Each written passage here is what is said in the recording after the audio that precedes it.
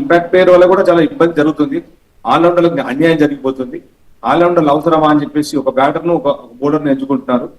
అటు బ్యాటింగ్ అవసరం ఉన్నప్పుడు ఇంపాక్ట్ ప్లేయర్ గా బ్యాటింగ్ తీసుకుంటున్నారు, అలాగే బౌలర్ అవసరప్పుడు ఇంపాక్ట్ ప్లేయర్ గా బౌలింగ్ తీసుకుంటున్నారు. సో ఈ విధంగా కూడా కొద్దిగా ఇబ్బంది పడుతున్నారు. కొన్ని నిర్ణయాలు తీసుకునేటప్పుడు కొన్ని జట్ల కంటే ఇప్పుడు 10 జట్లు ఉన్నాయి ఐపీఎల్ లో కూడా, 10 జట్లు కూడా చక్కగా రాణించే అవకాశం లేదు. ఏదో ఒక జట్లో పొరపాటు జరుగుతాయి, లోపాలు జరుగుతాయి, ఓడిపోవడం జరుగుతుంది. అదే ఇప్పుడు కలకత్తాకు చెన్నైకి జరుగుతున్న విషయం మనం చూస్తున్నాం. ఈ 2 జట్లలో కూడా ప్లేయర్లకు కుదరలేదు, అందరూ కూడా వరల్డ్ క్లాస్ ప్లేయర్లు అందరూ ఉన్నారు. సో కానీ లోపం ఎక్కడ వస్తుందంటే ఇది టీం గేమ్. అందరూ కూడా ఏదో విధంగా తలో చేసి మన జట్టును ముందుకు నడిపిస్తే కానీ ముందుకు వెళ్ళే పరిస్థితి లేదు. ఏ జట్టులోనైనా మనకు ఇంతకుముందు ఇప్పుడు 6 సార్లు ముంబై జట్టు ఐపీఎల్ గెలిచింది, 5 సార్లు గెలిచిన చెన్నై జట్టు ఇప్పుడు ఓడిపోతున్నాయి, చతికిలే పడిపోతున్నాయి. దానికి కారణం ఏంటంటే సమిష్టి తత్వం పొరపడమే.